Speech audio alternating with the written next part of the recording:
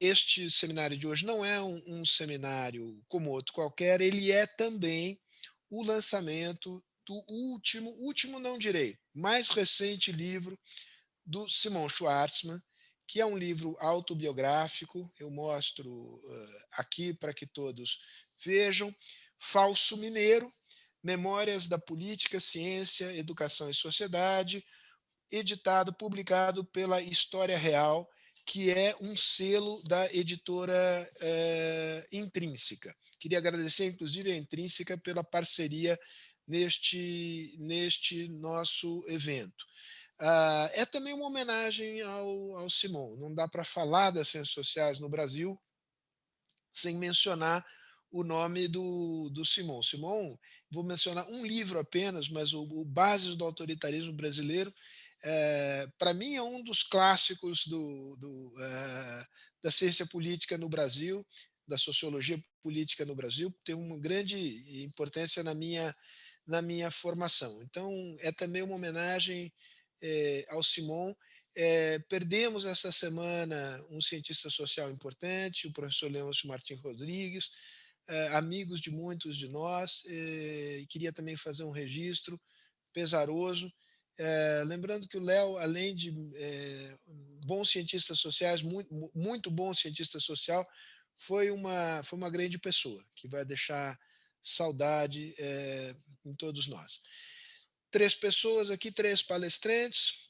Simon Schwartzman, membro da Academia Brasileira de Letras, professor, membro, pesquisador associado do Instituto de Estudos Econômicos, Casa das Garças, no Rio. Elizabeth Babachevski, professora associada do Departamento de Ciência Política da USP.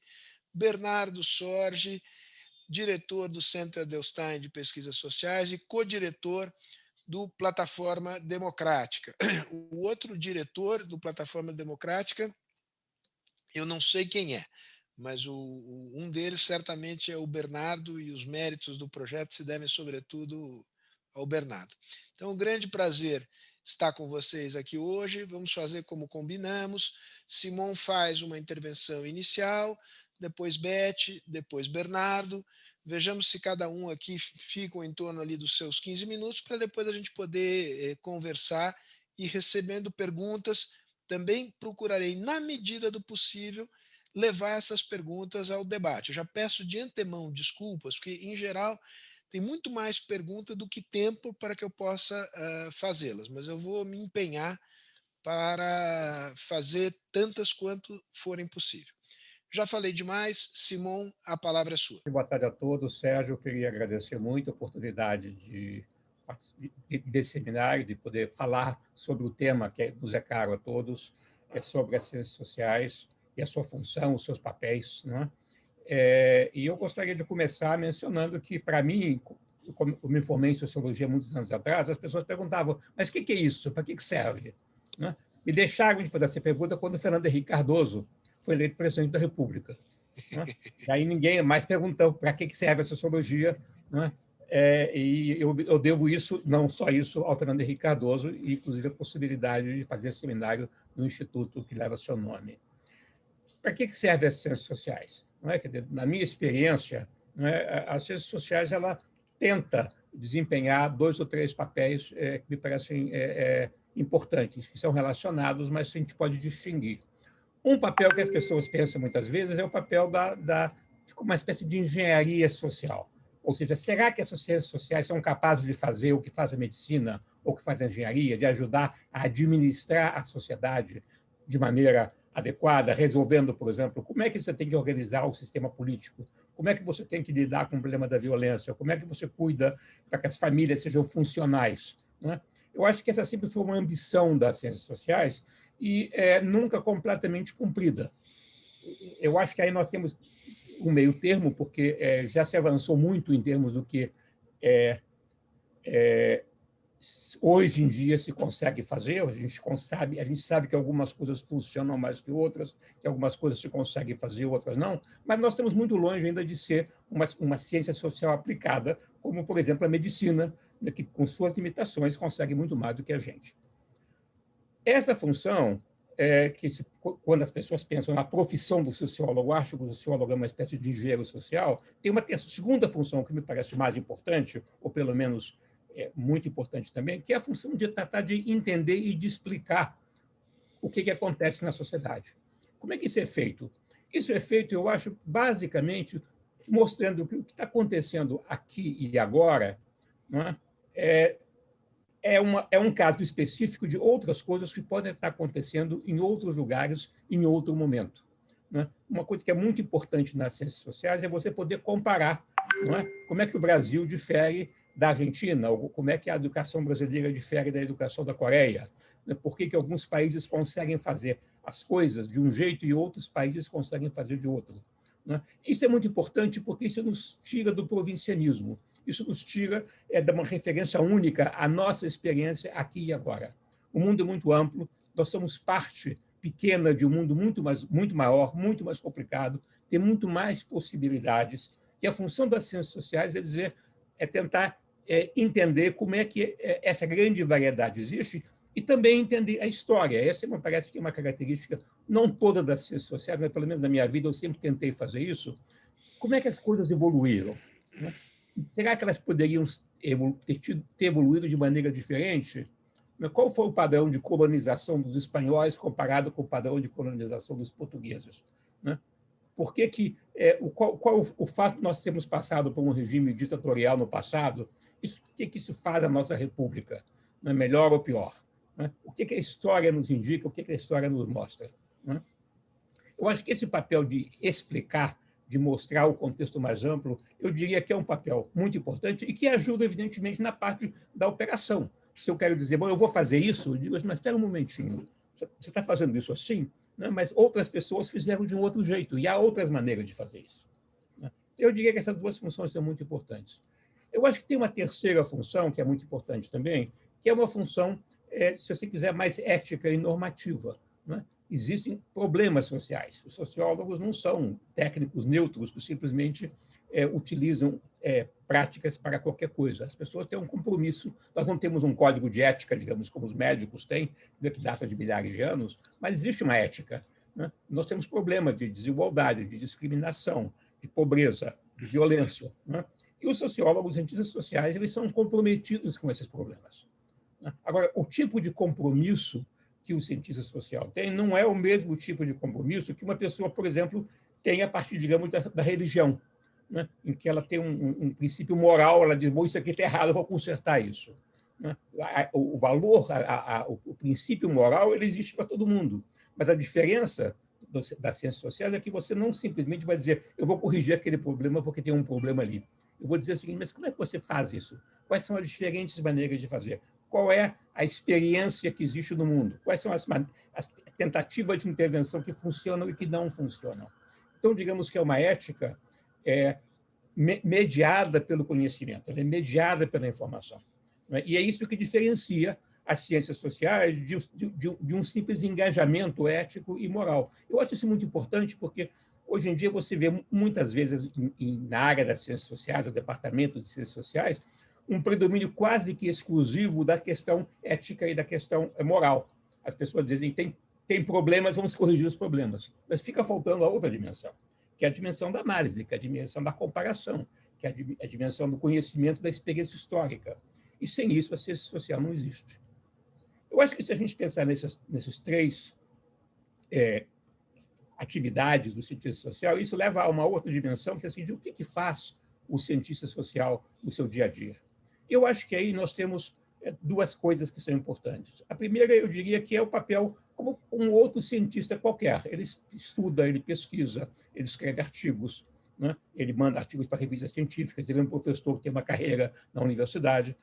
Nesse sentido, ele é, se quiser, um trabalhador ou uma pessoa que atua na área do conhecimento e da pesquisa.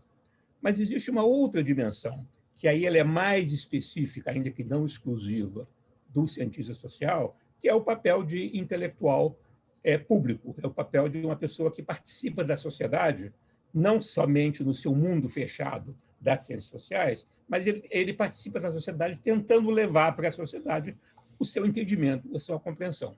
Se eu estou estudando, por exemplo, ao ensino superior, como é uma coisa que eu estudei ao longo da minha vida, há muito tempo, eu não faço simplesmente isso escrevendo artigos para meus colegas. Eu vou para as universidades, eu participo de eventos onde essas coisas são discutidas, né? Eu procuro dialogar com o meu objeto, né? O cientista natural não conversa com o objeto dele, né? Mas o cientista social tem que conversar, né? Isso faz do cientista social uma pessoa com responsabilidade de ter um papel de intelectual público que beira o papel do político, né? Porque você está atuando, você tem ideias que você está defendendo, as suas ideias não são verdades absolutas, porque as ciências sociais não são uma ciência exata. Eu posso ter um entendimento diferente do Bernardo, que está na minha frente, né, que tem uma formação um pouco diferente, ou ler outros autores. Então, a gente participa muito mais de um diálogo, de uma conversa, de uma discussão, do que propriamente pregar uma verdade absoluta, fechada, que ela não existe, né? Agora, eu acho que esse papel de participação de intelectual público, ele é importante. Eu citei, mencionei o Fernando Henrique Cardoso, evidentemente, ele é um exemplo de uma pessoa que fez isso muito bem, né? Não é por causa que ele é sociólogo que ele foi ser presidente da República, porque senão todos os sociólogos seriam, não é? E só ele que foi, não é? Mas, de qualquer maneira, essa combinação entre a participação e o conhecimento é uma característica do cientista social e coloca um problema que eu também discuto no meu livro em algum momento, que são os limites dessa participação política. Eu acho que é importante, quando você tenta combinar o conhecimento com a participação, ter uma noção muito clara de que o papel do político, como eu menciono no livro, o texto clássico do Max Weber sobre isso, da política como vocação e da ciência como vocação, né? A vocação do político é diferente da vocação do cientista social. Não é que um esteja preocupado com resultados e o outro não esteja. Mas são maneiras diferentes de atuar, são valores diferentes, são uma maneira diferente de se relacionar com a sociedade. Eu acho que as pessoas têm que ter clareza sobre isso. Esse é um ponto que eu trato de elaborar no livro para quem quiser dar uma olhada. Eu vou parar por aqui, a gente pode trazer os outros e continuarmos nossa conversa. Tá ótimo, tá muito bom. Eu vejo aqui que surgiu um comentário interessante, a diferença entre o intelectual público e o chamado intelectual orgânico. Mas a gente deixa isso para o desenrolar da nossa conversa. Agora a bola está com a Beth. É um grande prazer estar aqui com todo mundo discutindo esse livro que é extremamente interessante. É muito interessante a gente ver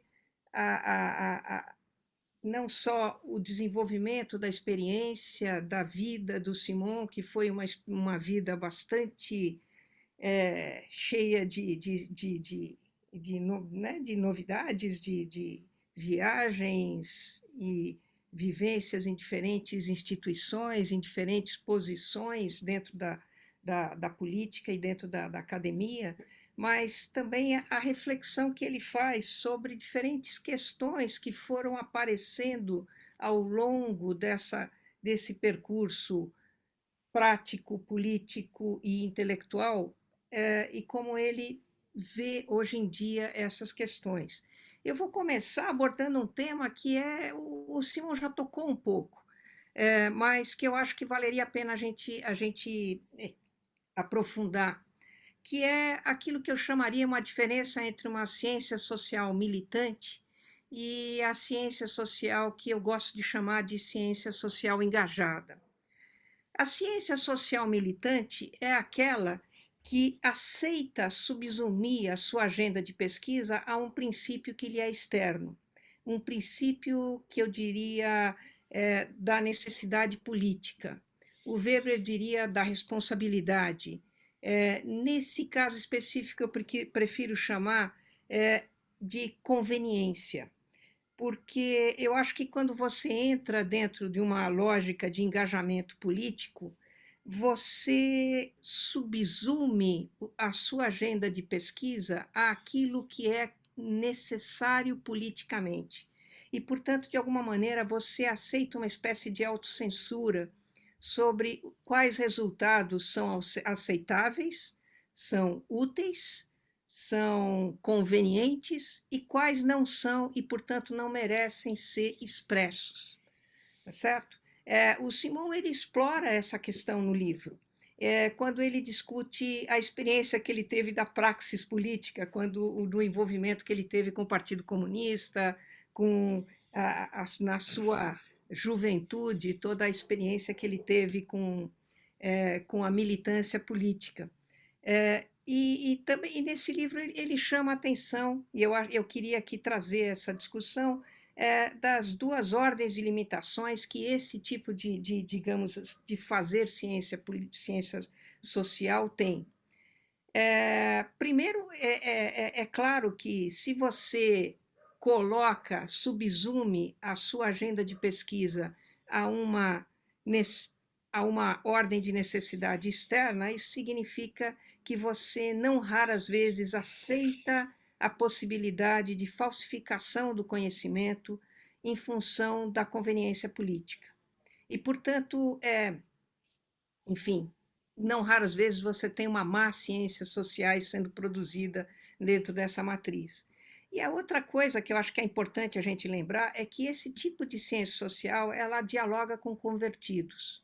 Ela fala muito pouco, ela tem pouco eco para fora daquele círculo imediato que é convencido, que já está convencido daquela pertinência política daquela discussão,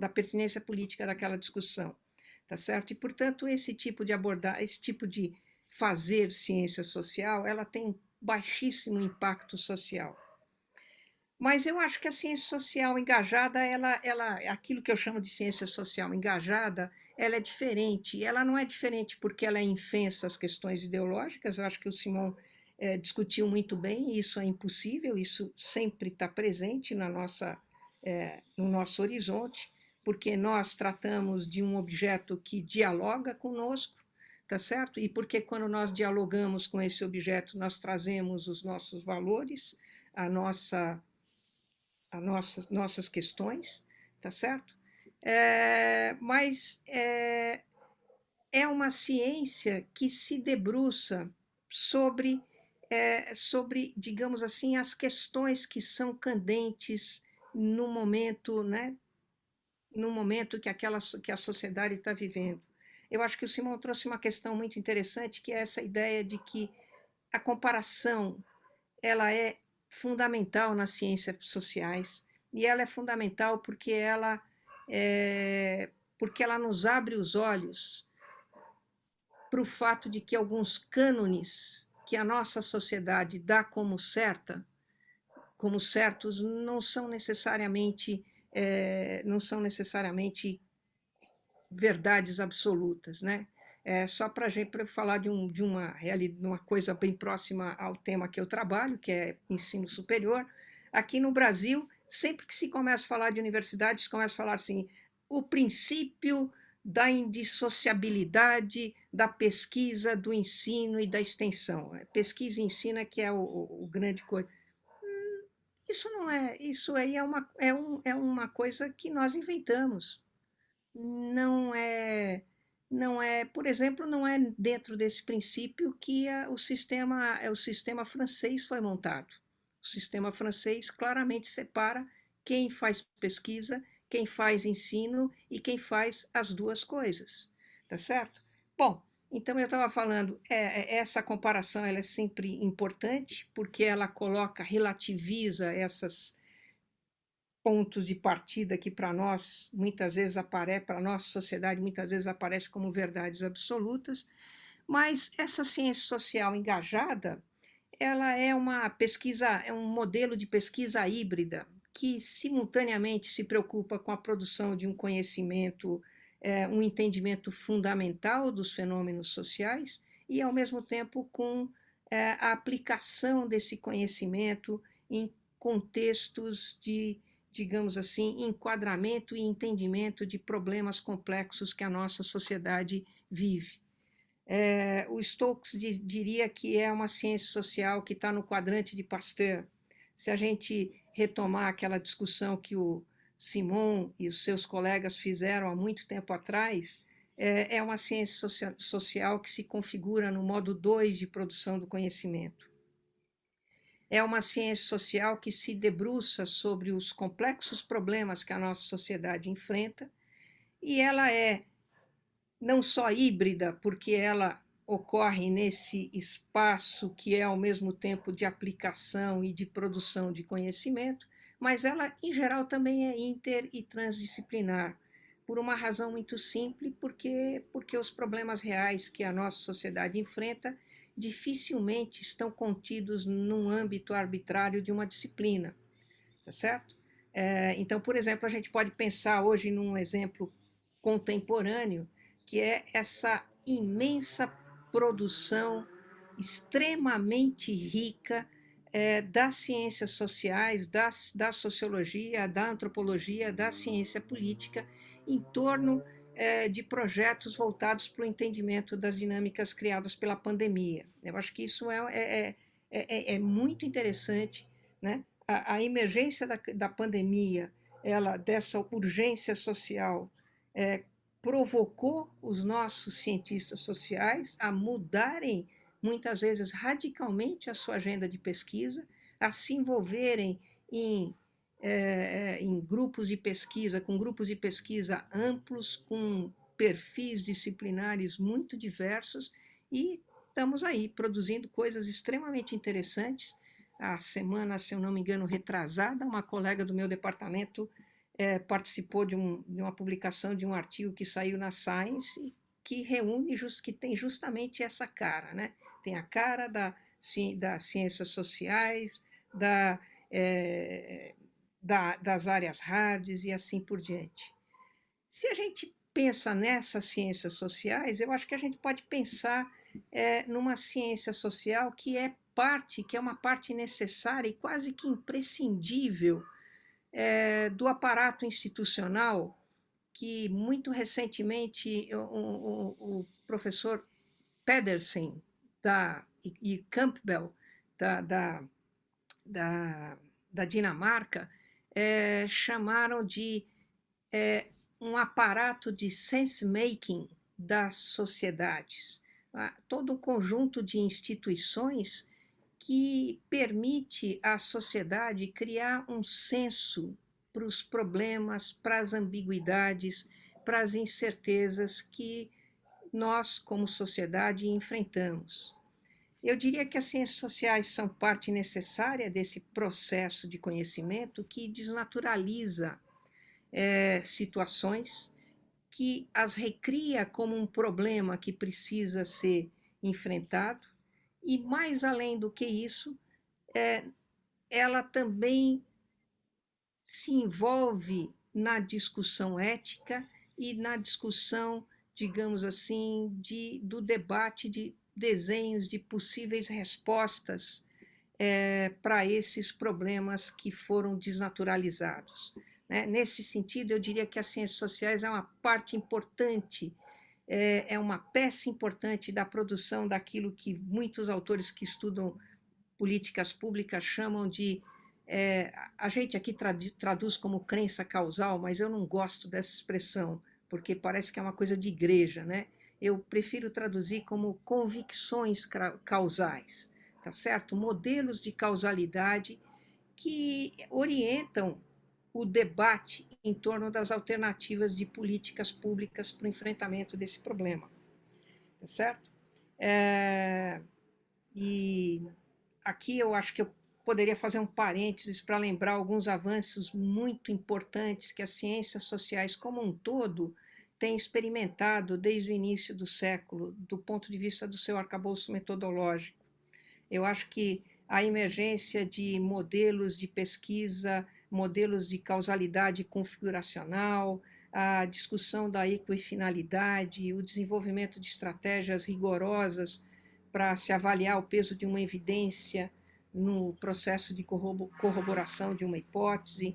Enfim, a gente tem, desde o início dos anos 2000, um desenvolvimento muito robusto de novas estratégias, novas ferramentas, novas metodologias, que todas tentam dar conta justamente disso, né? Da complexidade das explicações causais nas ciências sociais. Dificilmente nas ciências sociais você tem um fenômeno que é explicado exclusivamente por alguma outra condição, outra variável e assim por diante. Na verdade, a gente sabe que qualquer fenômeno social ele é produto de um complexo arranjo de condições, e mais do que isso, a gente hoje em dia tem clareza que diferentes desenhos de condições podem produzir o mesmo resultado, tá certo? Então, essas novas metodologias, que eu acho absolutamente fantásticas, e eu acho que elas dão um passo na direção de colocar as ciências sociais, dar às ciências sociais um instrumental para ela desempenhar um papel importante, não apenas na produção do conhecimento, mas justamente se engajando nesse debate com a sociedade dos problemas que nós enfrentamos. E com tudo isso, eu acho que eu podia terminar por aqui. Eu também queria chamar a atenção para o fato de que o mundo social ele é multifacetado e as ciências sociais continuam sendo multifacetadas, né? Cada abordagem diferente ela produz uma outra narrativa sobre aquele fenômeno. E essas narrativas não são necessariamente excludentes, porque na verdade é possível que uma narrativa daquele fenômeno ela revele uma determinada característica e outra revele outra, né? A realidade social ela é muito movediça, ambígua e incerta para caber numa única resposta possível. Eu acho que eu terminaria por aqui, Sérgio. Ótimo, Beth. Não é nem terminar, dá uma paradinha, vamos ouvir o Bernardo e depois a gente começa a conversar aqui. Tem muitas perguntas e perguntas interessantes. Bernardo, a palavra é tua. Só um pequeno comentário. O Sérgio perguntou quem que era o outro co-diretor de Plataforma Democrática. Quem descobrir ganha um livro do Simão de presente. Muito bem, vamos lá. O livro do Simão, além de apresentar elementos biográficos interessantes e uma síntese do conjunto de sua obra, que foi que representa e continuará a representar uma enorme contribuição às ciências sociais, esconde só uma coisa que eu gostaria de enfatizar. Aqueles que somos amigos do Simão, sabemos que ele tem virtudes pessoais muito valiosas, né? Em particular, uma decência pessoal e uma enorme honestidade intelectual, que são qualidades que, por vezes, até se chocam com as demandas da vida institucional, inclusive acadêmica, onde, por vezes, prevalecem conchavos e pequenos interesses. Dado o limite do tempo, gostaria de continuar, de alguma forma, conversando com a apresentação do Simão e da Beth, que, de alguma forma, tratam de uma área que, antigamente, hoje as coisas imagino que mudaram, eram incluídas em disciplinas como epistemologia e sociologia da sociologia, né? E, para começar, enfatizar um ponto que eu acho que concordamos. Valores estão sempre presentes nos diversos trabalhos sociais, nos bons e nos ruins, nas diversas áreas, porque tratar com a sociedade não tem como eliminar valores. Da mesma forma que a profissão médica é definida como tendo como missão salvar vidas, né? Isso que orienta o atuar do médico, né? Podia-se agregar salvar vidas e diminuir sofrimento. No caso das ciências sociais, se trata de, e aí, obviamente, o problema aparece, não é tão simples como na medicina, porque na medicina há um certo consenso do que seja doença e, portanto, se trata de curá-la, né? Na sociedade, o que seja a doença é um palco de debates. Na verdade, de alguma forma, seguindo a apresentação do Simão, eu diria que há duas grandes áreas que hoje, em grande medida, obviamente a realidade é mais diversa, temos a área de políticas públicas, que eu diria, usando um linguajar político, que é uma visão reformista, que segmenta os problemas sociais na procura de soluções, basicamente dentro da ordem estabelecida.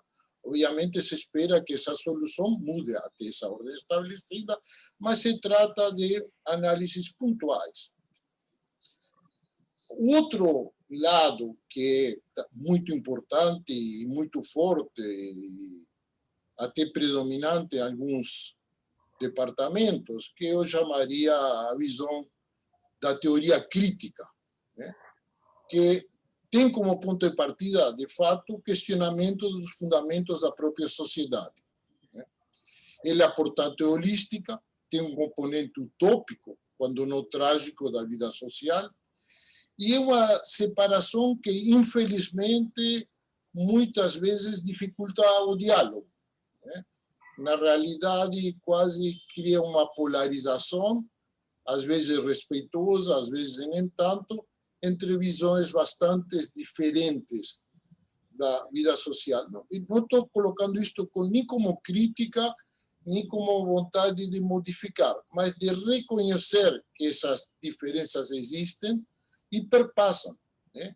Que todos são orientados por valores, só que esses valores partem de suposições sobre a vida social que as levam a ter elaborações muito diferentes, inclusive análises práticas bastante diferentes do que a vida em sociedade. Tem um terceiro, não diria área, mas uma terceira tendência, uma terceira tradição nas ciências sociais, que é o de procurar mapear e explicar a dinâmica do conjunto da estrutura social do país, né? Uma área que incluía estudos de mobilidade social, estrutura de classe, e assim por diante. Que eu acredito que é uma área importante, pode se discutir porque ela foi relegada, e posso deixar isso para mais na frente, mas que levou que nas últimas décadas, de certa medida, a economia ocupe este vazio, com excelentes trabalhos sobre a estrutura socioeconômica do país. Mas, obviamente, tem um recorte muito parcial, né? Nós, como sociólogos, sabemos que muitos agregados estadísticos levam a unificar setores que não possuem praticamente nada em comum, né? E uma visão muito parcial também, naturalmente, dos problemas institucionais, políticos e culturais. Esta função de um olhar de conjunto sobre a sociedade se liga a uma função não declarada e mesmo não solicitada das ciências sociais, mas que emerge do interior da sociedade e interroga as ciências sociais, queiramos ou não, que é o de produzir identidades nacionais. Ou seja, explicações ou interpretações de quem somos e por que somos como somos. A formação de identidades nacionais é um problema comum a todos os estados. E nela participaram historiadores, escritores, filósofos, juristas, artistas e líderes políticos. Apesar das enormes diferenças entre cada país, né, e a forma em que construíram um passado mítico e uma história contemporânea mais ou menos heroica, elas ajudaram a constituir o que hoje chamamos comunidades de destino, que tem uma visão, ainda que sempre debatida, mas relativamente sólida de quem eles são. Na América Latina, em geral, e no Brasil, tanto quanto, nós vivemos desde a independência de um déficit identitário. Um déficit produzido porque nunca conseguimos entrar na liga dos países avançados ou desenvolvidos, que nos sempre leva a fazer a mesma pergunta: por que somos atrasados, por que estamos no andar de baixo, por que somos subdesenvolvidos, e marca a história intelectual da região e o interior das diferentes disciplinas de ciências sociais, e em particular a sociologia.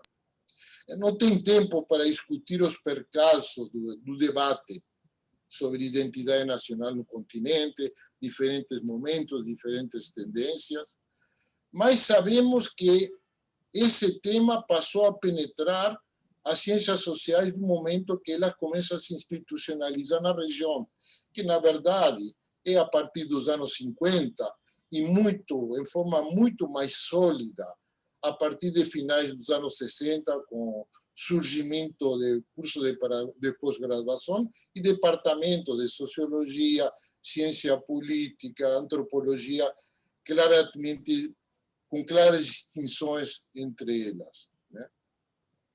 Aliás, no período 50-60, ainda esse debate era, em grande parte, ainda um debate de uma identidade regional ou latino-americana, que a partir dos anos 70 tende a desaparecer, certamente no Brasil, mas continua a persistir até hoje. E nesse debate, certamente, a sociologia perdeu pé. Alguns dirão, com boas razões, que perdeu pé porque essa problemática da nação, de identidade nacional, é alheia à sociologia acadêmica, científica. Mais ainda, que certa sociologia que procura responder a esta pergunta pode cair em velhos problemas que, teoricamente, superamos, como o nacionalismo sociológico no ISEB, e assim por diante. Eu acho que essa resposta, em parte, correta e, em parte, continua sendo insuficiente. Isto por várias razões. Novamente, o tempo avança e eu tenho que resumir, de repente o debate permite adentrar. Em parte porque o que eu chamaria a sociologia crítica no Brasil, como no resto do mundo, em grande medida, abandonou uma perspectiva histórica dos problemas sociais. A análise crítica predominante em ciências sociais, que era marcada de uma forma ou outra pelo marxismo, com uma perspectiva histórica, foi substituída por uma teoria crítica que eu chamaria mais filosófica, quase transhistórica, associada na prática sociológica a temas identitários, fundamentalmente analisados em forma cosmopolita, que perderam como referência o estudo da sociedade nacional. São estudos segmentados que buscam confirmar verdades universais sobre dominação, opressão, estigmatismos e assim por diante. A pergunta é: pode uma ciência social ajudar a responder ou dar uma contribuição desde seu ângulo, sem se subordinar ao problema de quem somos nós e que temos que fazer? Eu diria que sim. Não só diria que sim, não tem como fugir. Aliás, quando fugimos, o que acontece é que outra área passa a dominar o debate, como aconteceu no Brasil, onde basicamente o debate está entre os pró-mercado e os pró-Estado. Sem entrar no mérito dos estudos de economia e diferentes tendências no interior, o fato é que a economia, porque a sociedade pede, passa a dar uma resposta a quem somos nós. E hoje no Brasil, quem somos nós? Temos carência de Estado ou temos carência de mercado.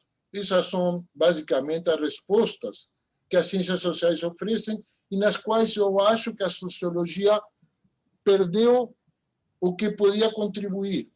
Aliás, é interessante até a própria contribuição do Simon, né?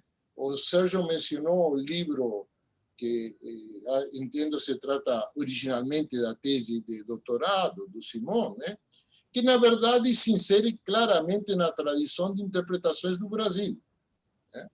Com suas metodologia com maior uso, com maior acuidade de instrumentos, mas, basicamente, é uma interpretação do Brasil. O fato é que, nos últimos 40 anos, esse esforço de interpretar o Brasil, não uma teoria tutológica que tudo explica, mas de desenvolver e atualizar velhos conceitos, né? Inclusive como o próprio conceito de patrimonialismo, o que significa no mundo de hoje, efetivamente, e conceitos que certamente também nos faltam para entender o que é uma sociedade nacional em um mundo globalizado. Eu acho que pode, eu até diria, me permito dizer, deve ser uma área da sociologia que merece ser desenvolvida, certamente pelas novas gerações, mas eu entendo que nosso papel em tudo isto é ser uma ponte, né? Entre um mundo que está desaparecendo e um mundo que está surgindo, que é altamente complicado, difícil, e onde os problemas da identidade nacional estão sendo recolocados constantemente por todos os discursos políticos. Concordo plenamente com a Betty que não se trata da sociologia ocupar um lugar que não lhe corresponde, mas sim de contribuir para um debate, inclusive, mais qualificado, menos polarizado, menos simplista, que está hoje colocado no Brasil. Em toda a minha apresentação, quero deixar claro que não estou questionando o que tem sido feito de bom, que tem sido muita coisa feita de bom nas ciências sociais brasileiras. Mas se enfatizar uma carência que hoje eu acho se faz sentir muito na realidade brasileira. Para finalizar, eu gostaria simplesmente de insistir na leitura do livro Simon. É um verdadeiro passeio pelas mais diversas áreas do conhecimento pelas quais o Simon transitou e condimentada com elementos biográficos, sempre no estilo Simon, né? Caracterizado por uma capacidade enorme de distanciamento crítico e procura de análises objetiva. Passamos para o debate. Tem várias perguntas aqui muito interessantes e vou tratar de inseri-las aqui no nosso papo aqui, mas eu queria aproveitar a intervenção do Bernardo para fazer, digamos, perguntar ao Simon e à Beth como é que eles reagem a esta provocação, enfim, que o Bernardo faz, de dizer, muito bem, as ciências sociais ganharam instrumentos mais sofisticados de medição da realidade, de compreensão da realidade, se especializaram, se institucionalizaram, mas com isso perderam a sua capacidade de ter uma compreensão mais de conjunto da sociedade brasileira, da sociedade nacional. Espaço esse que foi ocupado pela economia, que é uma ciência social bastante particular, porque gostaria de não ser, né? E como é que vocês veem essa tensão entre especialização de um lado, sofisticação metodológica, mas, ao mesmo tempo, perda desta capacidade de compreensão do conjunto, de construção de interpretações e, muitas vezes, de interlocução com a própria sociedade? E já deixo para o Bernardo um comentário sobre onde é que ele enquadra o Darcy Ribeiro como figura de intelectual, que é uma pergunta da Camila Evangelista, e eu pergunto para o Bernardo, porque o Bernardo teve um convívio grande com o Darcy. E por aí a gente volta para o tema do intelectual orgânico, do intelectual público, mas antes eu queria Beth e Simon reagindo à provocação do Bernardo. Eu acho que o Bernardo coloca uma questão importante. Agora, eu acho que tem um dilema, que é o seguinte: Por exemplo, quando eu estou discutindo um tema como educação, não é? Eu digo o seguinte: você não tem que olhar a educação brasileira do ponto de vista da identidade nacional brasileira. Para você entender como é que nós temos o sistema educacional que nós temos, claro, você tem que entender a história brasileira, você tem que entender como é que ela se formou, quando é que a educação entrou, enfim, tem uma série de coisas que são exclusivas nossas. Mas o que traz uma visão adequada é você poder ver como é que é a educação no mundo, e como é que o Brasil é igual ou diferente do resto do mundo. Eu acho que o papel das ciências sociais não é trabalhar a identidade, mas é trabalhar justamente aquilo que é comum a todo mundo. Né? Há toda uma tendência, que eu até critico em algum momento no livro, de respeitar a peculiaridade de cada país. Né? Vocês são um país, a cultura brasileira é uma cultura autoritária, a cultura americana é uma cultura democrática. Vamos respeitar isto. Né? A identidade de fulano é de um jeito, a identidade do outro país é de outro. Eu acho que é um caminho que eu diria que é equivocado do ponto de vista das ciências sociais. Claro que o tema da identidade, politicamente, é um tema que tem ganhado muita força ultimamente. Os partidos nacionalistas crescem, né, adquirem apoio trabalhando o tema da identidade. Né? Enfim, há uma série de coisas em relação a isso. São fenômenos políticos. Agora, eu não acho que cabe à ciência social dizer qual é a identidade brasileira. Ele tem que dizer o que a gente observa aqui, não é? É assim porque é diferente dos outros. Nós seguimos outro caminho, temos instituições que são do tipo A e não do tipo B. É a partir dessa visão comparativa e mais aprofundada que você tem um verdadeiro entendimento de quem somos nós, e não a busca da identidade olhando para nós mesmos. Então, eu tenderia a responder um pouco por aí. Eu acho também que o problema da chamada perda como diz o Bernardo, que a sociologia perdeu o pé. Eu concordo com ele que ela perdeu o pé, mas a minha explicação não é porque ela deixou o tema da identidade, é porque ela se transformou, principalmente nos departamentos de ciências sociais, em muito mais uma espécie de disciplina moral, né, de contestação de valores, de afirmação de direitos, do que propriamente de análise da realidade social. Que é uma coisa, por exemplo, que a ciência política, com as suas limitações, faz melhor, quando ela olha instituições, partidos políticos, forma de governança, institucionalização, são temas da ciência política. A sociologia meio que abandonou esses temas. Né? E quando a economia invade os temas clássicos da sociologia. Hoje em dia, a economia trabalha não só a macroeconomia para discutir se é mercado ou Estado. A economia está discutindo criminalidade, está discutindo organização da família, está discutindo educação, todos os temas, criminalidade, transportes urbanos, todos os temas clássicos da sociologia foram invadidos, em grande parte, pela economia. Né? Esse imperialismo da economia, né, tem a ver com o fato de, talvez, que os economistas hoje dominam muito melhor do que os sociólogos as novas tecnologias de análise estatística e quantitativa. Né? No Brasil ainda tem uma situação que, se você não gosta de matemática, você vai fazer sociologia. Se você gosta, você vai fazer economia. Né? E você não pode fazer ciências sociais sem dominar os instrumentos estatísticos modernos. Então, eu acho que a sociologia ela meio que se colocou num canto. Né?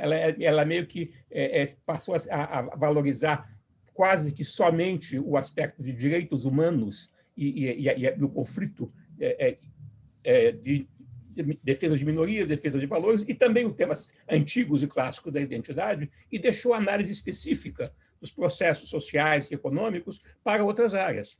Hoje em dia, você tem economistas trabalhando, como Acemoglu, por exemplo, que é um turco que é muito famoso, onde o tema dele é o tema que a gente sempre trabalhou, como é que historicamente as sociedades ficaram mais pobres e ficaram mais ricas, em função do padrão de colonização, em função de uma série de coisas. Né? Então, essa divisão, a perda de pé da sociologia, me parece que tem muito mais a ver com o que aconteceu com os departamentos de sociologia, da organização social da sociologia como disciplina, do que propriamente uma questão de não pensar o total e de pensar o detalhe. E a economia faz as duas coisas. Ela pensa o total, ela pensa o detalhe. E, na verdade, essa distinção é uma distinção meramente acadêmica, porque quando eu vejo um trabalho de economia analisando educação, para mim, o fato de ser economia ou não ser economia não faz diferença. Estou interessado no tema que eles estão tratando. Então, a minha resposta seria mais por aí. Certamente, o problema da identidade é um problema político da maior importância para quem está interessado em entender sociedades modernas, relações internacionais, o que acontece nos sistemas políticos nacionais, mas também não é um tema exclusivamente brasileiro. Aqui, o problema da identidade, da religião, né, da formação dos Estados nacionais é um problema internacional, né, que tem que ser visto numa perspectiva comparada e não numa perspectiva da identidade local de cada um. Eu tenderia a responder por aí. Eu sou uma estranha no ninho para falar sobre a sociologia, entendeu? Porque há muito tempo que eu não dialogo diretamente com a produção da sociologia. Eu não vejo essa dinâmica que o Bernardo descreveu na ciência política, por exemplo. Eu acho que hoje em dia existe uma literatura muito robusta que não só faz análise do desenvolvimento comparado de dinâmicas institucionais, mas todo esse debate sobre complementaridades interinstitucionais, como é que conjuntos de instituições de naturezas distintas se reforçam mutuamente e, portanto, produzem dinâmicas diferentes, né? Dinâmicas, inclusive, históricas diferentes. Aí eu estou me lembrando toda essa literatura de Varieties of Capitalism, agora existe uma produção bastante interessante aqui na América, aqui no Brasil, né? Então, eu não consigo ver do ponto de vista da ciência política, e eu acho que também das relações internacionais, que também é uma área que eu de vez em quando dou uma passeada, mas não é a minha praia também, eu não vejo muito essa abdicação do projeto de fazer um entendimento mais completo, né? Mais abrangente das dinâmicas dentro de uma sociedade. Agora, o que eu acho, sim, eu acho que o Simon, eu gostaria de chamar a atenção para uma outra característica, que é o seguinte, quer dizer, as ciências sociais no Brasil, elas estão sob o peso de um modelo de avaliação que é uma avaliação calcada no desenho das ciências hard. Tá certo? Quer dizer, a CAPES, quando ela olha para os departamentos, os programas de pós-graduação de ciências sociais, ela usa os mesmos parâmetros que ela usa quando ela vai olhar um programa de bioquímica. E isso tem levado a um resultado que, na minha opinião, é perverso, que é um certo enclausuramento das ciências sociais, aí das 3 ciências sociais, dentro de um diálogo exclusivamente acadêmico. Eu acho que, em geral, as universidades públicas elas pecam por esse problema. Não porque elas não tenham diálogos com a sociedade, mas porque, na sua narrativa sobre o que elas são, esse diálogo desaparece. Eu sempre falo isso e as pessoas sempre ficam incomodadas, mas eu falo assim, olha, provavelmente uma universidade como a USP tem mais alunos em cursos de especialização, de extensão, etc., etc., do que todos os alunos de graduação e pós-graduação juntos. Só que nós não damos cidadania para esses jovens, para essas pessoas que vêm fazer se reciclar dentro da universidade. A cidadania acadêmica para a gente é só para aquele que vem, faz o bacharelado, faz o mestrado, o doutorado, aí, isso aí é o alumni da USP. Né? Os outros não são, eles não têm número USP, eles não fazem parte do que a universidade se vê produzindo. E isso também acontece para as ciências sociais, quer dizer, as ciências sociais no Brasil, eu acho que em parte por decorrência desse modelo de avaliação, ela acabou tendo uma inflexão assim meio pedante, academicista, né?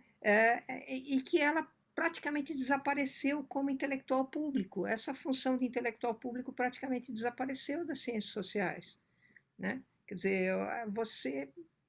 Bom, eu não... Enfim, você pega departamentos aí com excelente avaliação, com uma produção acadêmica excelente, etc., etc., mas com muito pouca presença no debate público. Posso retornar aqui para o Bernardo? Deixa eu, antes do Márcio da Costa sair, ele está lamentando, ele tem que sair para uma outra reunião.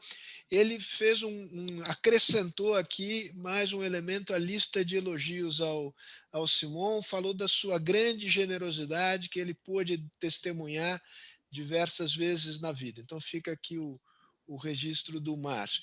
Bernardo, Vossa Excelência foi mencionado diversas vezes na intervenção dos seus colegas parlamentares, então a mesa concede um momento para você se defender publicamente. De fato, não tenho que me defender, porque eu acredito que conversando se esclarecem as ideias mais do que se confrontam, né? Em nenhum momento eu propus que o sociólogo produza identidade.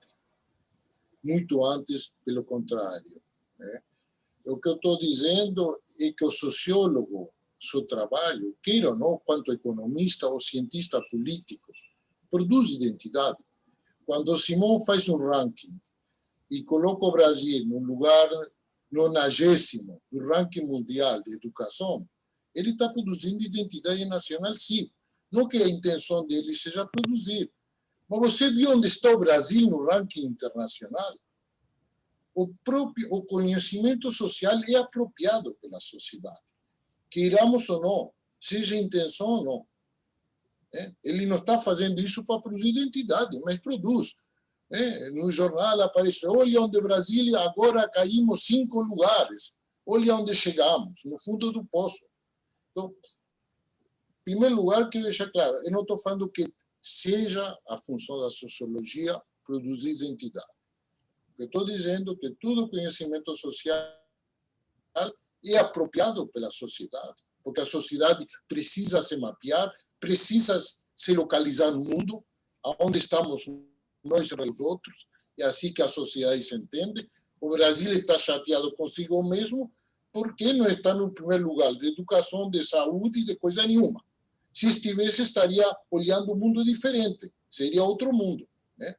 Então, a produção de identidade é algo inerente à vida social. E a produção de conhecimento social leva a que ele seja apropriado na produção de identidade. Esse é o primeiro parâmetro que estou colocando. Segundo, concordo com Simão, eu não acredito em essencialismos identitários. Acredito, sim, em trajetórias históricas diferenciadas, particularistas, que temos que tomar muito cuidado. Inclusive, eu estava comentando, acho, com o Sérgio outro dia, tempo atrás, alguém produziu um estudo comparado entre Europa e Estados Unidos. Na Europa, centrada no indivíduo, né? E a Europa esperando tudo do Estado, e nós seríamos europeus. Veja o que acontece na pandemia. 48% dos franceses fizeram trabalho voluntário. 55%, 60% fizeram doações. Essa sociedade, que uma sociologia comparativa um pouco simplificadora, definiu como esperando tudo do Estado. E o que nos leva, obviamente, a tomar muito cuidado com comparações, com tudo que a Elizabeth mencionou, de tomar muito cuidado com continuar. Quem imaginava o Brasil de hoje, 5 anos atrás? A sociedade complexa, é formada de camadas. Eu acho que o sociólogo está mais para Sísifo, né? Só que o Sísifo tinha pelo menos que chegar ao cume da montanha e depois voltar a pegar a pedra e voltar a subir.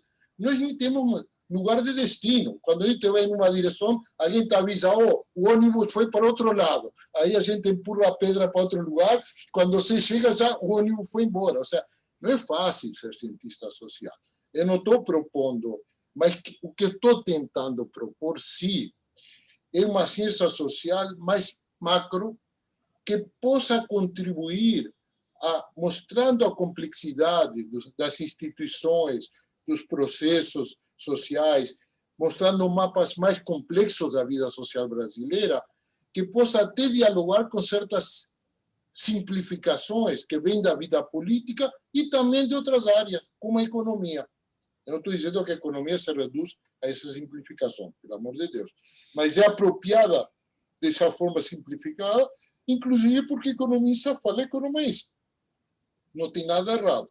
Então, eu acho que sociólogo, falando sociologuês, poderia ajudar a sair dessa simplificação, polarização da vida intelectual brasileira, e eu acho que tem feito pouco, né? Falta intelectual público de nossas áreas que possam contribuir, ajudar a repensar o Brasil, sem que a gente confundir nossa função com a de político, nem de construção de identidades, mas aquilo que a Elizabeth mencionou de ciência engajada, e você, Simão, chamou de intelectual público. É isto. Sobre, rapidamente, não vou entrar, a economia, eu acho que sim, tem feito enormes contribuições. Eu acho que ainda natural, e não há crítica nisso, é uma constatação dentro de um ângulo que tem que ver com uma série de pressupostos e visões da disciplina econômica que limita seu olhar, o que não é uma crítica. É natural que assim seja, porque eles são economistas com uma série de supostos, de instrumentos de análise que contribuem ao mesmo tempo em uma visão parcial da realidade. Rapidamente, para não ocupar tempo demais, fechando aí, Darcy Ribeiro, eu acho que há dois Darcys, pelo que eu entendo. Eu conheci o Darcy posterior, eu não conhecia o Darcy antropólogo. Eu conheci o Darcy em 65, né? A partir já tinha começado uma vida política, uma vida de ensaísta, com trabalhos, alguns melhores, outros piores, sempre interessantes, sempre criativo, que é material para pensar, né? Uma enorme generosidade frente ao mundo, com características de sua geração, né? Que eu chamaria pessoas iluminadas, mas que tinham um ângulo muito particular, né, de pensar de cima para baixo do que é bom para o povo brasileiro, dado, era natural que assim seja, naquela época, né? A sociedade mudou, esse intelectual hoje acho que não tem mais lugar, mas teve, contribuiu, e intelectual orgânico, eu realmente não sei o que é isso, porque intelectual orgânico se liga a outra visão da sociedade que fala de hegemonia, que eu também não sei o que é isso.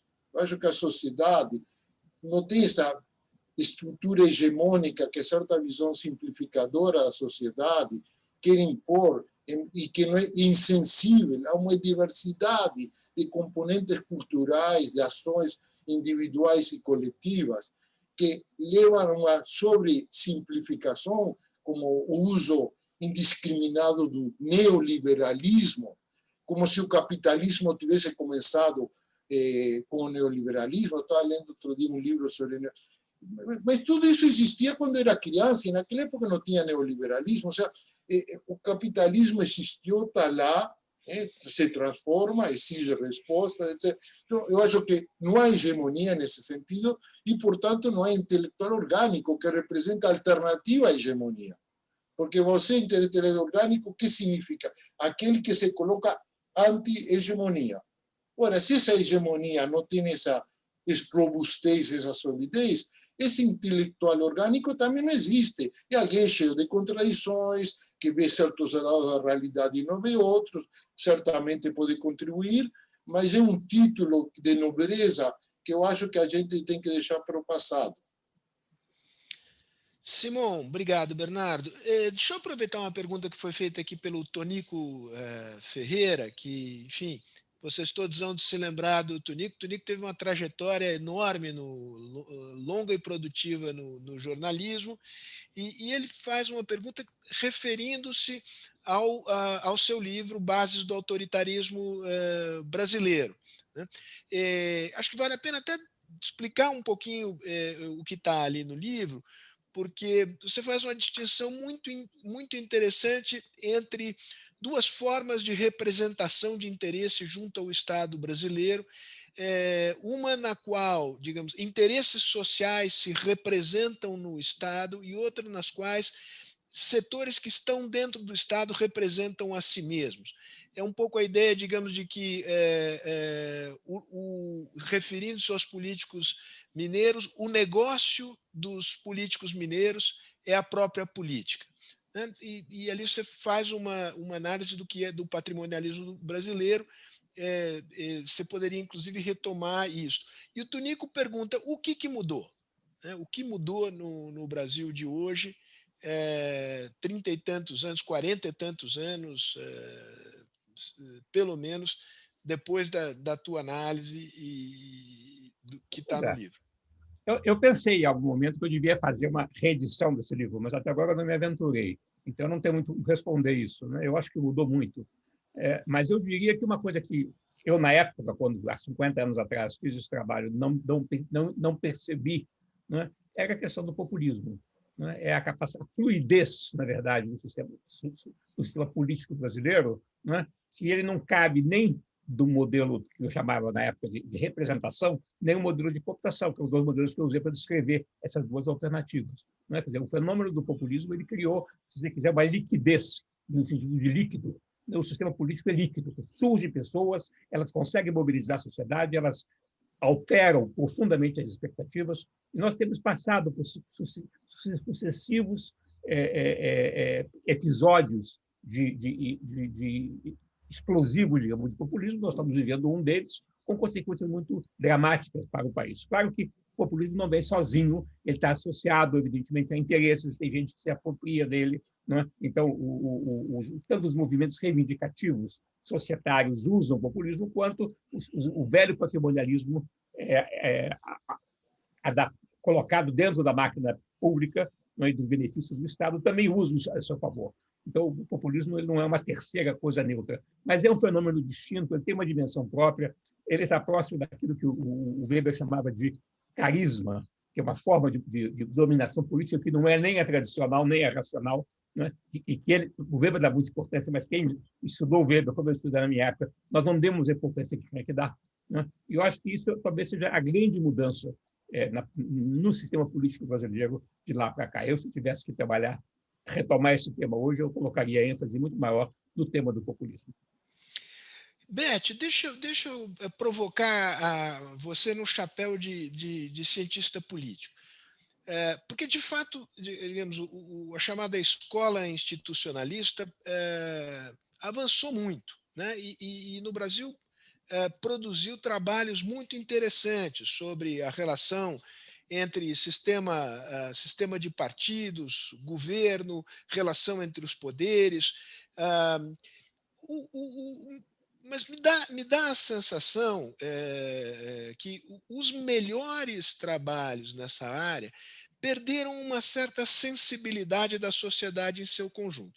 Deixa eu mencionar um trabalho aqui, que é um trabalho extraordinariamente bem feito por gente muito competente, mas que, a meu juízo, é uma expressão dessa perda, digamos, de fio terra, né? Que é o trabalho do Marcos André Mello e de seus autores, né? Making Brazil Work, que é um livro que é publicado em 2014, salvo engano, né?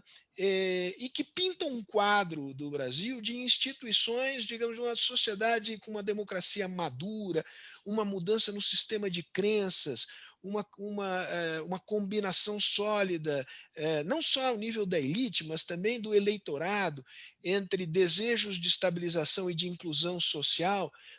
E o mundo real da sociedade brasileira estava indo, é o tal ônibus do qual falou o Bernardo. Né? Então é um negócio extraordinariamente sofisticado, bem feito, arrumado. Tem um pequeno detalhe, ele não bate com a realidade. Né? O Marcos é meu querido amigo e um cara extraordinariamente competente, mas tem um problema. Como é que. E aí acho que isso remete para esse comentário do Simão. As velhas categorias do passado, patrimonialismo, populismo, que procuravam dar conta, vou dizer um chavão fora de lugar, do movimento geral da sociedade, isso foi afastado em benefício de análises muito bem construídas, muito bem focadas, mas que tudo que é chamado anedótico, ou seja, que não cabe no modelo, vai sendo empurrado para fora. O problema é que o que é anedótico, de repente, vira uma pilha imensa de coisas muito importantes que desabam sobre o modelo, e o modelo vira farinha, né, por mais elegante que ele seja. Sérgio, eu tendo a concordar com você. Eu acho que esse é o risco que essa ciência social que eu estava dizendo, excessivamente academicista, que trabalha com modelos muito abstratos, etc., uma modelagem, inclusive de base matemática bastante abstrata, tal. Sim, que é uma, digamos, é uma rendição definitiva à economia, né? Vamos falar português claro, quer dizer assim, a economia aspira a ser a física das ciências sociais e a sociologia, num complexo de inferioridade, resolveu virar, digamos, mimetizar os modelos da economia. Eu acho que a sociologia, acho que isso daí se aplica mais à ciência política do que à Mais a ciência política, você tem toda a razão. Eu acho que você tem razão, quer dizer, na verdade eu acho que passou completamente desapercebido por uma razão muito simples. A nossa literatura, o nosso debate, o nosso entendimento do que acontecia no Brasil na década passada era um entendimento que passava por uma certa como é que você poderia falar? Uma certa endeusamento da ideia dos movimentos organizados, quer dizer, a participação que traz os movimentos organizados dentro da sociedade para dentro de esquemas participativos, etc. O que a gente o que nos passou desapercebido é que esse movimento organizado ele mobiliza uma fração muito pequena da sociedade e, na verdade, na medida em que ele avança uma agenda que é muito própria desses movimentos, muito específica e que foca numa maneira de ver o problema e em soluções que são satisfatórias para esse setor, digamos assim, organizado e mobilizado da sociedade, na verdade ele atropela o que está acontecendo, o que acontece no resto nessa imensa massa de pessoas desorganizadas, mas nem um pouco menos afetadas por essas dinâmicas, né?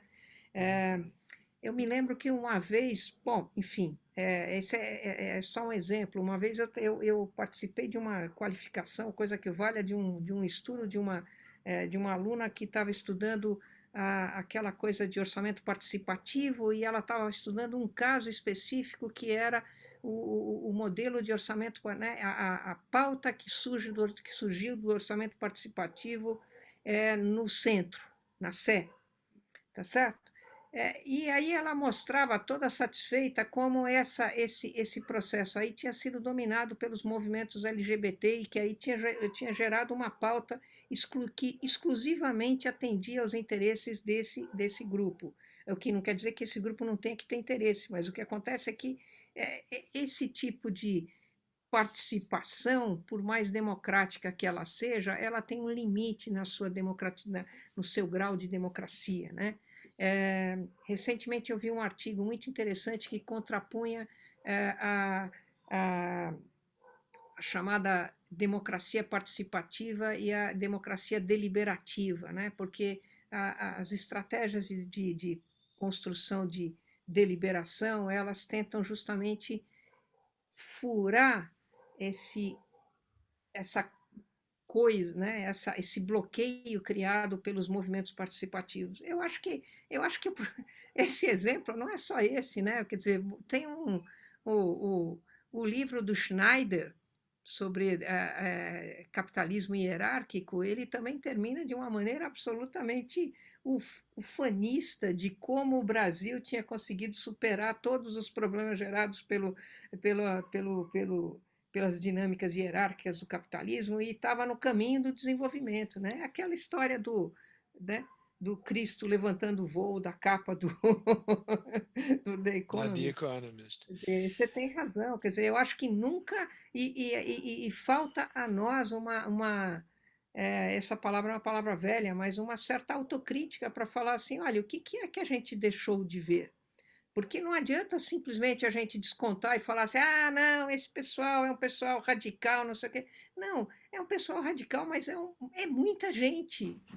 Né? Então tinha alguma coisa de errado nas nossas análises, tinha alguma coisa de errado na estratégia política, enfim. tinha muita coisa errada que a gente até agora não parou para discutir.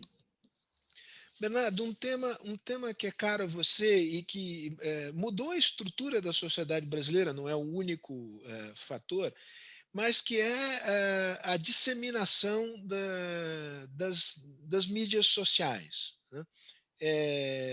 E das tecnologias de comunicação e informação de maneira geral.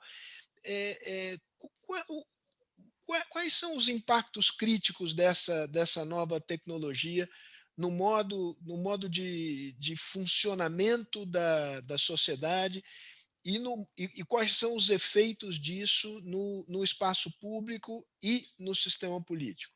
Bom, como você deve entender, não posso responder a tua pergunta porque nós não temos uma hora pela frente. Mas tenta fazer uma síntese. Mas eu gostaria de dar um insight em relação, usar a pergunta para um insight, na direção do Simon. Eu acho que um insight interessante é pensar o impacto que as novas tecnologias têm em função da solidez das estruturas sociais e institucionais do país. Eu acho que em um país como o Brasil, o Peru, ou mesmo Estados Unidos, onde há menos densidade institucional, inclusive de estruturas de corporações, de direitos sociais, etc., eu acho que o efeito disruptor tende a ser maior na proporção da própria disrupção anterior da sociedade. Eu acho que o Japão, possivelmente, a disrupção das novas tecnologias, e são hipóteses, isso, como estamos aqui entre cientistas sociais, dando essa macro-sociologia em uma direção que pode ser interessante, eu acho que efeitos disruptores são maiores em sociedades que têm esse potencial de disrupção. O Brasil, que é um país profundamente mal fragmentado socialmente, culturalmente, economicamente, com estruturas de representação muito limitadas, considerando que 50% da população está no setor informal e que você pode definir como pobre ou como empresário de acordo ao gosto, mas estaria mais para empresário pobre, para pobre empresário do que para empresário pobre. E assim por diante. Ou seja, a disrupção das novas tecnologias, eu acho que tem a ver também, embora seja um fenômeno universal, tem a ver com o que existe na base da sociedade. E sociedades mal estruturadas são mais afetadas potencialmente pelo uso dessas tecnologias. Então, como eu vou contar um segredo, agora vou fazer público um segredo, porque foram colocados vários nomes aí errados. O co-diretor do Plataforma Democrática não é como está escrito aí, Joel Edelstein, é Sérgio Fausto. E, na verdade, é o poder que está por detrás das grandes decisões. Eu acho que é um tema que mereceria ser analisado, pelo menos dentro de uma perspectiva latino-americana, incluindo aqui, tendo a possibilidade de contar com apoios do calibre da Beth e do Simon, de como essas novas, uma visão macro do potencial disruptor das novas tecnologias em função de fatores pré-existentes. Quando uma doença é aquilo, o Covid chega, não é a mesma coisa com uma pessoa com comorbidade que uma pessoa saudável. Então, eu acho interessante trabalhar essa hipótese no nosso futuro trabalho em plataforma democrática, da qual somos co-diretores. Simon, temos mais uns 10 minutinhos aqui. Eu queria fazer uma pergunta para você que é ao mesmo tempo intelectual e autobiográfica, Lembrando as teorias da modernização e tal, anos 50, anos 60, para mencionar um mineiro, Juscelino Kubitschek, grande otimismo em relação ao Brasil, a ideia de que sim, nós tínhamos problemas de subdesenvolvimento, mas nós tínhamos os instrumentos e a capacidade política para superar o desenvolvimento e que nós iríamos caminhar para ser uma sociedade, digamos, não exatamente uma sociedade europeia, uma sociedade, digamos, mas que essas comorbidades mencionadas pelo Bernardo, alto índice de informalidade, pobreza, desigualdade, etc., que nós iríamos ser capazes de sanar isso certamente num espaço de 50, 60 anos. Mas a história nos pregou uma peça. Né? Como é que você vê o desafio, o desafio dos anos, tentando imaginar você e as teorias predominantes nos anos 50, você mais jovem, olhando o Brasil e fazendo uma viagem para hoje, dizendo o que mudou do ponto de vista da tua perspectiva de ver o Brasil e quais são as ferramentas para compreender essa nova sociedade que nos é muito surpreendente. É a pergunta que eu gostaria de poder responder. Né? Eu não acho que estava predeterminado que não ia dar certo. Né? Eu acho que muita gente apostou que realmente ia dar certo. Né? E o país realmente estava começando a se desenvolver, a educação começava a se expandir, se criava uma comunidade científica, se criava um sistema educacional, havia instituições que estavam sendo formadas, enfim, havia uma dinâmica que outros países, né, sempre se compara o Brasil com a Coreia, né, mas outros países que estavam tão mal quanto a gente no começo, ou até pior, saíram muito bem. Né? Hoje em dia, olhando para trás, você diz, nós tivemos um problema A, B e C que não nos permitiram. Né? Mas eu não acho que estava predeterminado. Né? Eu acho que a gente poderia ter seguido outro caminho. Né? Eu acho que hoje eu tenho uma visão mais, se quiser, um pouco mais cética, né? Porque eu acho que os problemas se acumularam muito mais do que os mecanismos de solução. É isso que o Bernardo estava falando dos meios de comunicação. Eu me lembrei uma coisa que eu menciono no livro, uma conversa que eu tive num jantar na Noruega recentemente, quando se falava dos velhos tempos. E a pessoa amiga minha lá dizia, antigamente todo mundo via o mesmo canal de televisão, só tinha um do Estado, né? E aí, público. E aí todo mundo conversava sobre o que aconteceu ontem na televisão. Agora que você tem 5 canais de televisão comerciais, cada um fala uma coisa diferente, as pessoas não conversam entre si. Né? Então, digamos, essa fragmentação que existe na Noruega, que, como o Bernardo mencionou, é muito maior. Né? Eu acho que nós, hoje em dia, estamos perdendo uma série de oportunidades, perdendo o chamado bônus demográfico, né? A população está envelhecendo mais rapidamente do que se esperava, né? As ineficiências da economia são muito grandes, o sistema educativo ele é muito rígido, não é? E é muito difícil de se reformar por causa dos interesses estabelecidos e que dificultam qualquer coisa. Né? Quer dizer, o Brasil é um país onde alguém mencionava outro dia, lembrando o livro velho do Michel Crozier, A Sociedade Bloqueada, que ele falava da França. Né? Mas o Brasil é muito mais bloqueado do que a França, né? Numa situação econômica muito pior. Então, eu acho difícil. Né? Por outro lado, a gente está passando por uma crise tão grande, tão profunda, né?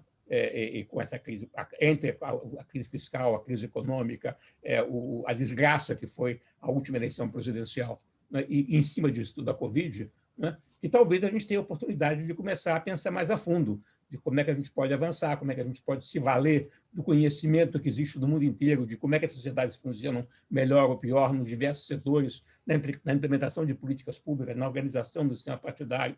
Eu acho que a gente pode ter uma chance ainda. Né? Mas eu acho difícil e eu acho que também não é nada certo que a gente vai conseguir. Né? A gente pode muito bem ficar num caminho, na verdade, que vai só piorando, né? Em vez de seguir uma trajetória virtuosa. Mas eu não acho que isso está dado. Eu não acredito que existe uma pré-determinação, como não existia nos anos 60, eu acho que também não existe hoje. Beth, tua intervenção final, eu queria lembrar que você mencionou na tua fala inicial a transdisciplinaridade, digamos, intensificada pelo impacto da Covid, né? E muitos estudos interessantes e tal, um pouco para ir na esteira do Simon, quer dizer, destes grandes desafios da sociedade brasileira, o que você vê de potente surgindo nas ciências sociais nessa transdisciplinaridade que não é só nacional, ela é um diálogo com o mundo. vou pedir para você ser um pouco mais específica do que você foi na tua intervenção inicial. Ah, Sérgio, você pegou um ponto complicado. Quer dizer, o que eu acho que aconteceu foi o seguinte: a, o surgimento dessa crise e a emergência dessa crise, ela provocou um número grande de pesquisadores bastante competentes para eles se envolverem de uma forma bastante intensa em projetos mais ou menos grandes, voltados a entender como é que uma crise desta proporção e desta gravidade ela está impactando a sociedade brasileira. Então, e isso daí, desde estudos de dinâmica de transmissão, etc., que acabaram puxando, criando um vórtice que atraiu muitos pesquisadores da área das ciências sociais. Eu acho que tem alguns estudos bastante interessantes em termos de análise da saúde pública, dos limites da institucionalidade da saúde pública no Brasil. Eu acho que tem estudos muito interessantes que juntam, uma coisa de epidemiologia com uma coisa de políticas de saúde, com um lado econômico, quer dizer, como é que você sobrevive, como é que a sociedade sobrevive diante desse desafio. Eu acho que tem estudos bastante interessantes, mas eu acho que principalmente o resultado mais interessante é esse aprendizado, Esse aprendizado, quer dizer, eu acho que muita gente agora está aprendendo de fato o que é produzir produzir pesquisa interdisciplinar, Porque durante muito tempo no Brasil interdisciplinaridade era um pouco um pupurri de várias, né, de várias pessoas, cada uma trabalhando dentro da sua caixinha e cada uma trabalhando sem muita interconexão. Eu acho que isso teve uma mudança importante, que a gente ainda vai colher bons frutos disso. Eu queria reforçar esse ponto, Beth, antes de passar para o Bernardo, porque eu acho que a pancada que a gente tomou agora, ela cria um efeito mobilizador e um efeito de derrubar igrejinhas e muros. Porque tem muita produção de qualidade, estudos sobre pobreza, estudos sobre epidemiologia, sobre saúde pública, sobre crime, etc. Agora, nós não podemos, diante dos desafios que o país tem, nos enfurnar nos nossos pequenos silos e nas rivalidades corporativas e acadêmicas. Eu diria que, digamos, tem um dever, vou falar uma coisa antiga de novo, tem um dever patriótico. E as ciências sociais têm capacidade de resposta nessa direção. A gente, modestamente, na Fundação Fernando Henrique Cardoso, procura fazer esse encontro do transdisciplinar. Uma palhinha só antes de passar para o Bernardo. Por exemplo, tem um monte de relato etnográfico muito interessante sobre organizações criminosas, sobre domínio territorial, etc. Não é possível que isso não seja integrado nos modelos políticos. Não é possível que você fale sobre o eleitorado brasileiro sem entender essa dinâmica, meu Deus do céu. E a resposta a esta dinâmica. Não dá para entender o Bolsonaro sem isto, entre outras coisas. Então, eu acho que os muros acabam nos cegando e acabam esterilizando, do ponto de vista da sociedade, o muito que as ciências sociais pode oferecer. Eu tenho convicção disso. Bernardo, queria te ouvir um pouco sobre essa conversa que a gente está tendo, mas se você puder dar uma palhinha final sobre um papel das ciências sociais que tem a ver, digamos, um papel didático das ciências sociais voltado mais para o ensino básico, mais para a escola, mais para faixas dos 15, 17 anos. que é uma transição muito complicada, numa sociedade muito difícil. Tem uma pergunta a respeito da chamada geração Z, do Renato Pedrosa. Como estabelecer um diálogo com este grupo social, que é um grupo social que vem por aí, que tem as suas características peculiares, a sua linguagem peculiar? A minha resposta será muito limitada, muito parcial, inclusive porque meu conhecimento é limitado e parcial, e tem que ver, na verdade, com uma pequena contribuição que nós, em plataforma democrática, estamos fazendo, né? Ou seja, uma compreensão de que o problema, já, pelo menos nosso, né? Dizer, nosso ângulo, é menos, não é menos, é também, obviamente, entender essa geração, mas nos preocupar com um professor, que é ele que vai ter que fazer essa transição. Ou seja, o problema, os jovens são jovens, isso é um dado, né?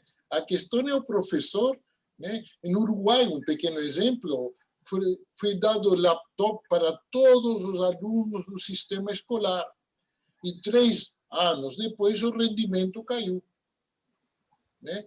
E depois houve um intento de greve dos professores, e os professores, o sindicato, anunciou como primeira medida deixaremos de usar os laptops, né? Que na verdade é um desejo que eles tinham, né? Porque não, ou seja, há um problema de transição que obviamente passa por entender essa geração, mas passa por dar instrumentos aos professores para fazer uma transição, né?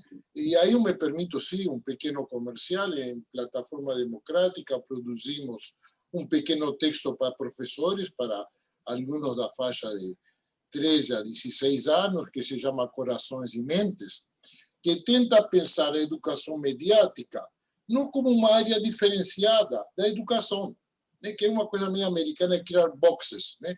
Novo fato, novo box, né? Uma nova caixinha, né? Na verdade, hoje o mundo é constantemente in and out, né? Não existem momentos diferentes. Mas isso sim que acho que nossa contribuição, inclusive geracional, é lembrar de quanto da vida social ainda no fundamental é no face a face, né? Na relação, inclusive física, né? Inclusive de socialização básica, né? A criança só sobrevive pelos cuidados físicos, né? É algo que é dado na genética humana, né? Então, essa relação entre dar instrumentos ao professor para que ele possa, em sala de aula, relacionar o mundo offline com o mundo online, eu acho que é um caminho que tem que ser desenvolvido. O nosso trabalho é uma contribuição. De toda forma, repito, coraçõesementes.org.br, né, que eu espero seja retomado por outros. Agora, o tema é enorme e eu acho que sociólogos têm sim o que fazer e tem que sair um pouco dos esquemas e de uma certa limitação de linguagem, muito especializado, muito crítico, né, mas que não ajuda a fazer essa transição. Aí eu acho que seria mais na linha do que Simone estava propondo, de, entre aspas, políticas públicas, mas não se trata de políticas públicas, eu criaria a área de instrumentos públicos, em áreas onde não se trata estritamente de políticas públicas. Muito bom. Eu queria passar a palavra para o Simão. Simão, você diz o que você quiser, porque você vai fechar. Mas eu não vou resistir a te fazer a seguinte pergunta. Você foi, na juventude, perdão dizer dessa maneira, um cara de esquerda, né? E você progressivamente, ao longo dos anos, se tornou um liberal. Você aqui no começo chamou atenção, digamos, para o risco de que as ciências sociais acabem por dar ênfase exclusiva ou excessiva à defesa de determinados valores em detrimento da análise. Mas eu queria te chamar a atenção porque acho que você é uma pessoa que, desde a sua juventude, tem compromissos, tem valores muito firmes. Eu diria, quais são as paixões que te moveram? Simão dos anos 50, o Simão de agora. O que tem de linha de continuidade aí?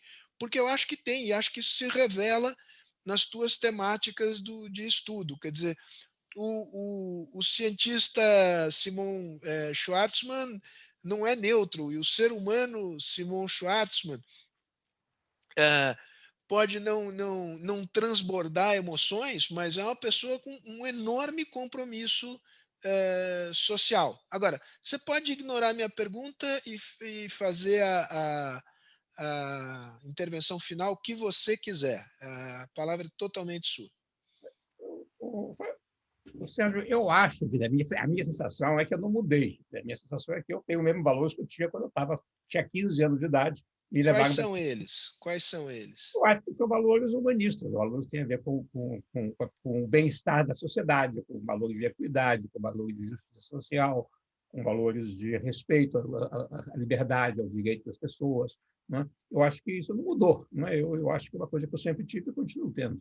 Né? Agora, no passado, eu tinha uma visão muito mais simplificada de como é que você chegava a isso. Né? Quer dizer, você tinha uma situação, evidentemente, muito ruim no país, né? Uma pobreza muito grande, uma situação de uma estagnação política muito complicada, muita pobreza, o país não ia para lugar nenhum, né? Uma desigualdade social muito grande, e tinha uma resposta que parecia fácil. Mas se você for pelo lado dos movimentos políticos de esquerda, você vai resolver isso. Né? Você começa a ficar mais velho, começa a olhar e você vê que não se resolve. Isso não funcionou. Né? Eu vi isso na experiência própria de como é que era o dia a dia desses movimentos, e depois, quando explode, né, todo o sistema do socialismo real, você vê o que aquilo trazia de contrabando, de opressão, de violência, né, e de incapacidade, na verdade, de produzir uma sociedade com os valores que a gente quer. Então, digamos, para mim é a mesma coisa. Quer dizer, eu continuo com os mesmos valores. Só que eu agora acho que uma sociedade pluralista, onde você tem espaço para a liberdade individual, inclusive para a iniciativa privada, né? Onde você tem um setor público que possa atuar também, né? Mas não exclusivamente. Né? Eu acho que tudo isso que faz uma agenda que você poderia chamar hoje em dia de mais liberal é um caminho melhor do que esse caminho que eu via no passado. Né? Também, evidentemente, com muitos problemas, muitas limitações, né? Mas eu acho que eu estou onde eu estava antes.